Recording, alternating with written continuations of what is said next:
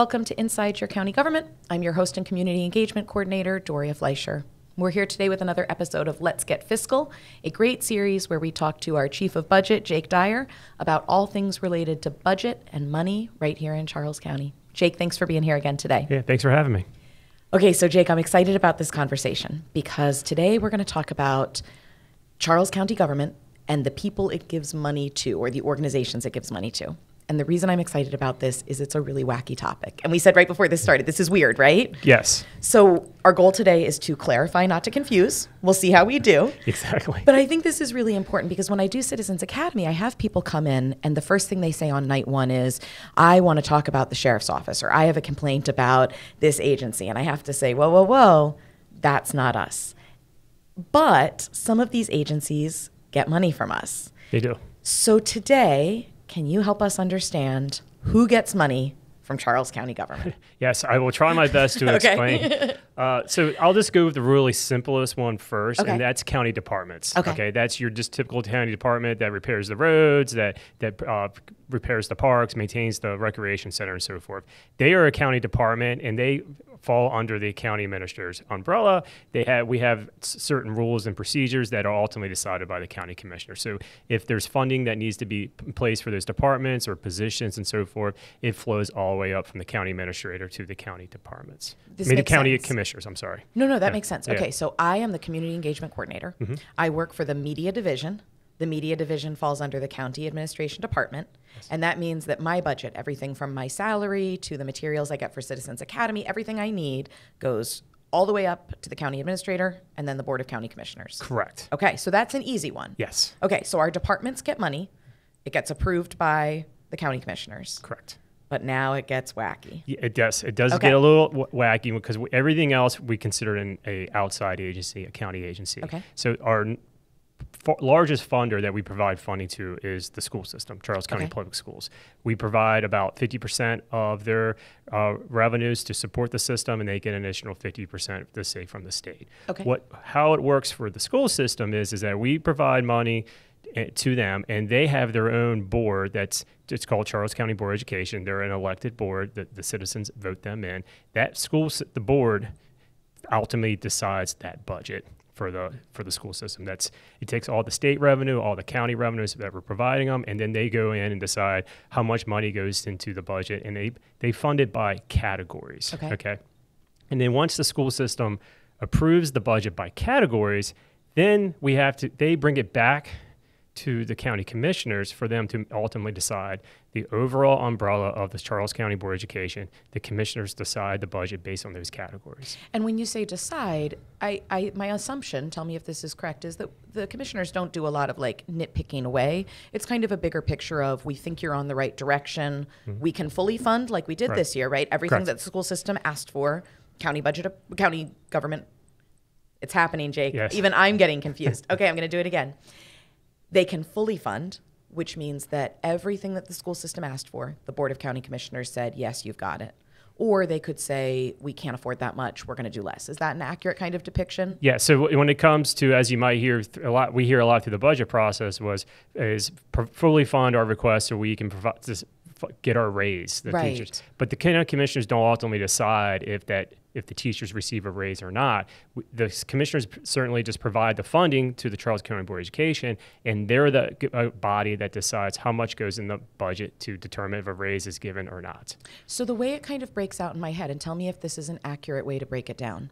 When I want to do something with my house, I can go to the bank and get a loan, but the bank isn't going to say actually, we don't like that flooring that you chose. The bank's either going to say yes, we're going to fund you, you're going to get that loan, or no, we're not, or we're going to do it for less. But I get to decide what kind of floors I want. I get to decide whether the bathroom is going to be upstairs, downstairs. Yes. Okay, so the Board of Education gets to say, this is what we think is best for our students, schools, faculty. Yes. And the county commissioners say, Mother May I, yes, you may have that money, no, you may not, or you may have this amount, but not this amount. Correct. So, and then during the year, the school, as any other organization, they have monies in one pot and then they move it to another pot. The Board of Education decides, how to move those pots from A to B. But if they're doing what we call an inter-category change, which is going from a category that's approving their budget from one category to another, then it has to go back to the Board of County Commissioners for final approval. Okay, so to use that analogy of getting the loan from the bank, so I don't have to tell the bank whether I want hardwood floors or laminate floors. Right. But if I decide I'm going to take that loan and buy a car instead, I do have to go back and be like, oh, this isn't for flooring anymore. I've decided I want to use it for this. Yes. Similar model? Yes. Okay. So we've got an elected board of education, and we have our elected board of county commissioners, and they work together to determine the budget, but county commissioners get final say on how much? And per category. Per category, yes, okay. Yes. And other than that, the school system is manages it on their own. They decide the number of positions and so forth and how that money is spent throughout the year. Okay. They actually have their own audit, so the financial audit and so forth, that's all audited on its own separate entity and does not flow through the county government's audit. That's so interesting. Yes. This is where... And Jake, I know this is your world and your language and you do this all the time, but it does start to feel like this weird game of Monopoly where you're reading the instructions and you're like, wait a minute, if I pass go, I get this, but only if I circle around to the left. Like these directions start to seem really complicated. It can be because I have more. Oh, wait, there's more. Okay, so we talked about Board of Education. They have their own elected board. They come to the commissioners and ask for a certain amount of money. Yes. Who's next? So our next largest expenditure that we provide funding to is the sheriff's office. Okay, they are ultimately managed by the elected sheriff. Okay, but he's elected, and then he sets forth the funding. But what's different with the sheriff's office versus they're kind of in the audit and through our financial system, they are treated like a county department. Okay. So the payroll, so that pays for the sworn officer, the supplies, the equipment, and so forth. It all flows through our financial system. They have budgets, they have line items, just like it does for the media division and so forth. And then they're ultimately included in our financial audit. So, and I'm going to pause you for just a sec because you started to use words that I want to make sure our audience knows. So budget is how much is going in, how much is going out. Yes. And those line items are the specifics. As in, I have $100, I want to spend 50 on a new road. I want to spend 50 on a new generator. I want to spend, right? Yes. Okay, so the line item is just those specific things. All right, perfect. Thank you. So when they pay a bill or the employee gets their payroll check, it comes through the fiscal administrative department. So they want to pay a bill, they give it to our accounts payable office, it goes through our system and so forth. The only really difference is what makes them different is because they are an outside agency is that they don't have to go through the county administrator. They're not a department. So they have different rules and policies. They have their own rules and policies. But at the end of the day, when it comes to spending their monies, when it comes to paying their employees, the number of employees they can have on the payroll, the county commissioners have that oversight and authority to make those approvals. Gotcha. All right, so I'm just going to do some comparing real quick. So we've got elected Board of County Commissioners is elected by the people. Yes. Charles County Board of Education, elected by the people.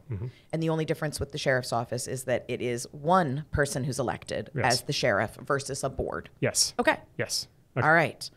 Let's see if we can keep trucking. Yes, we can keep trucking. So then we have other agencies. I'll just use one that's on my mind is the Charles County Public Library. Everybody loves the library. Yes, they receive money from us. They have all the revenues they receive from the state. They're very similar to the Charles County Board of Education, where we give them the money and they have their own board. This is the Charles County Library Board of Trustees. They ultimately decide their budget. The only difference is that Board of Trustees is an appointed board and not an elected board. Okay, break that down for us, Jake. So an elected board is obviously voted on by the citizens. The appointed board, the Board of County Commissioners actually appoint the members that go on that board, and that board then has the oversight of the public library administrators on how to spend their budgets and so forth. And then they have their own audit, their own system, so they don't really flow through the county audit.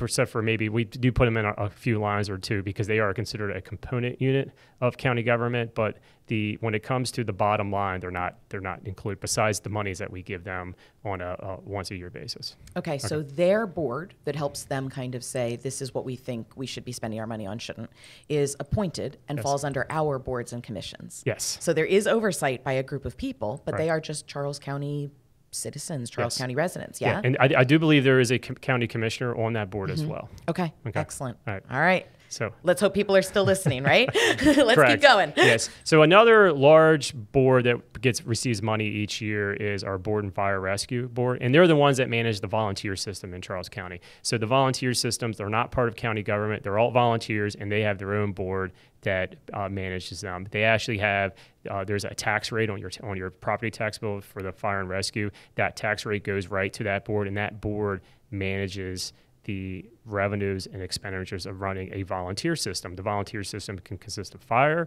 volunteer EMT, and so forth, and as well as a pension for ones that volunteer long enough to get eligible for a pension. But that makeup is made up by their own board.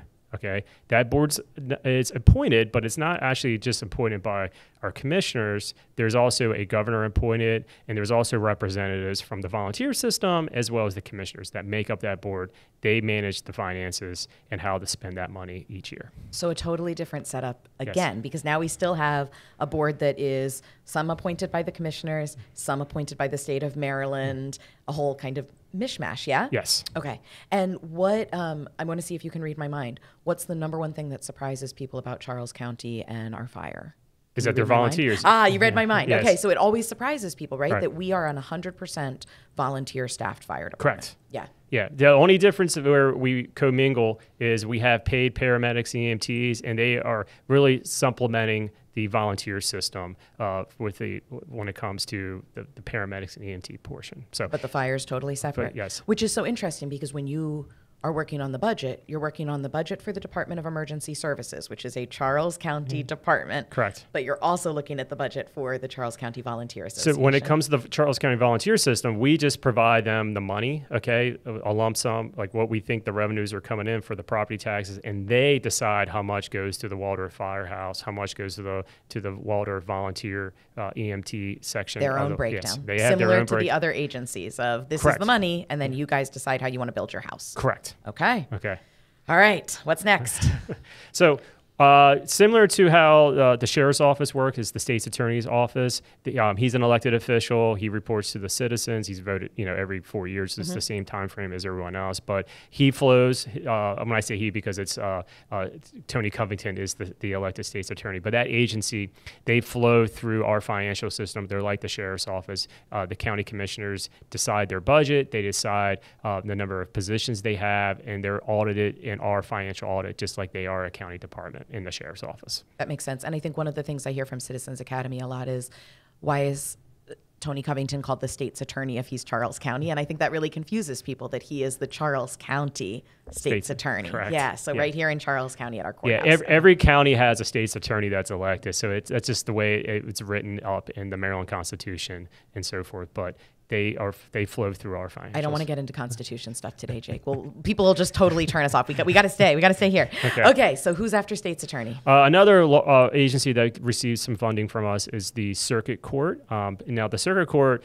is made up of state and local county employees. The county employees portion, they're on our financial audit. They're treated. When it comes to the audit, they're looked like a county department, but they also have different, they decide how to spend their money, but the commissioners ultimately decide how to the number of pins and their overall budget. And when you're saying pins, that's the word that we use to say a position, right? Yeah, full-time position. Okay, so if you want to have a full-time position open up, it has to have its own specific number attached to it. Yeah, so PIN is position identification number. Okay. So that's what PIN stands for. Okay. But that every single full-time position, regardless if it's what it is, has to have its own unique number. Gotcha. Okay. So, all right.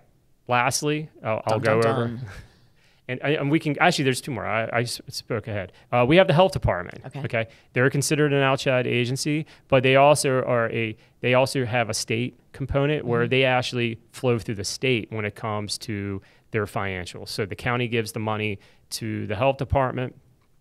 We actually give that to them on a reimbursement type of basis, but we're actually going through the state of Maryland and we give them their money, and then they manage their money and they work with the State Board of Health to determine how their money is spent and so forth. And they have an appointed health officer. Yes. Who is not elected, just appointed. Correct. But who then kind of oversees. So another model again of somebody else, right? Yes. Okay. There's a lot of different bodies involved in this. Yeah. Another board or body is the election board. So what's interesting about the election board is that they are considered, the employees at the election board are considered state employees, but the county pays 100% of the cost of the employees as well as the operations to run an election. And that's per Maryland state code.